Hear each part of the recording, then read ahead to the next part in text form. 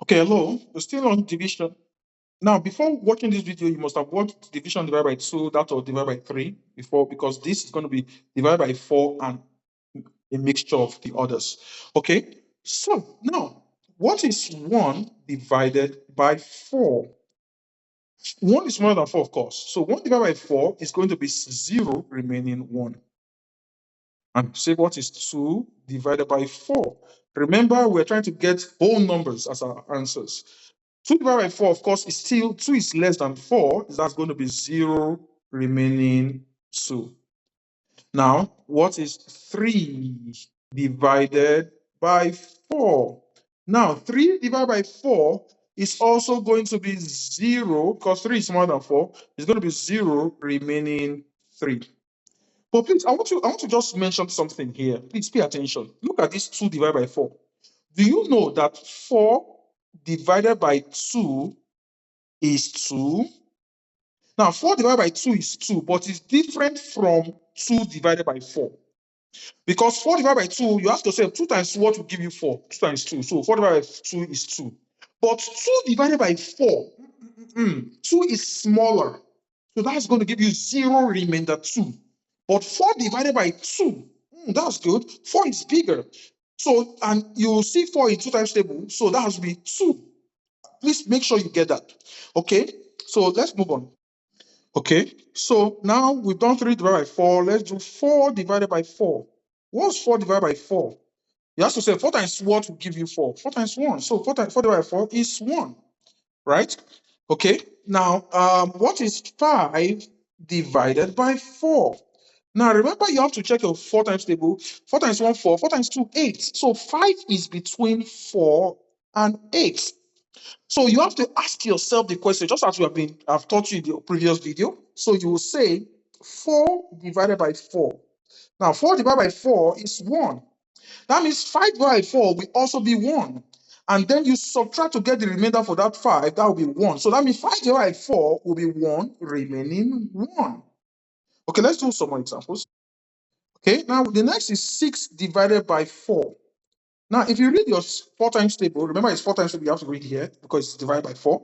4 times 1 is 4, 4 times 2 is 8. 8 is already more than 6. But you notice that the 6 is between 4 and 8.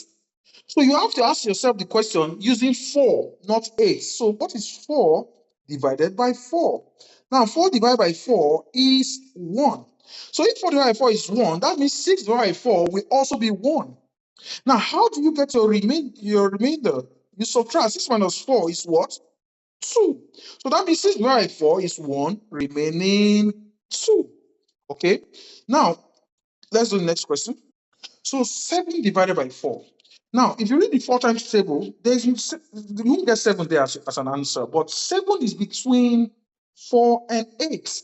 Still between 4 and 8. So that means you use 4 you ask yourself the question using 4. 4 divided by 4. Now, 4 divided by 4 is 1. So that means 7 divided by 4 would also be 1. Now, if 7 divided by 4 is 1, 7 will have a remainder, so you have to subtract.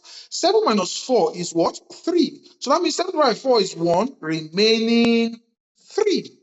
Then the next is 8 divided by 4. What is 8 divided by 4? Of course, 8 divided by 4, you see 4 times 1, 4, 4 times 2, 8. So that's just straightforward. 2. 8 divided by 4 is 2. Okay, let's do 3 more before we move on. Okay, so we have 9 divided by 4. Now, if you read 4 times table, you won't get 9. 4 times 1 is 4. 4 times 2 is 8. 4 times 3 is 12. But you notice that 9 is between 8 and 12. So because 9 is between 8 and 12, you use 8. You ask yourself the question using 8. What is 8 divided by 4? Now, 8 divided by 4 is 2. That means 9 divided by 4 would also be 2. Now, to get your remainder, you subtract, that will be 1. So 9 divided by 4 will be 2 remaining 1. You get that? Okay, so just 2 more examples and we are done. Now here we have 27 divided by 4. So we have to read 4 times to see where we get 27. And if we don't get 27, it has to be between 2 numbers. We have to figure out where it is. So 4 times 1, 4, 4 times 2, 8, 4 times 3, 12, 4 times 4, 16, 4 times 5, 20, 4 times 6, 24, 4 times 7 is 28. Wow, 28 is already more than 27. So that means 27 is somewhere here between 24 and 28. And remember, what are we going to use? We'll use 24 to ask ourselves the question. So 24 divided by 4. So that's the question we're going to ask and answer. 24 divided by 4 will be 6.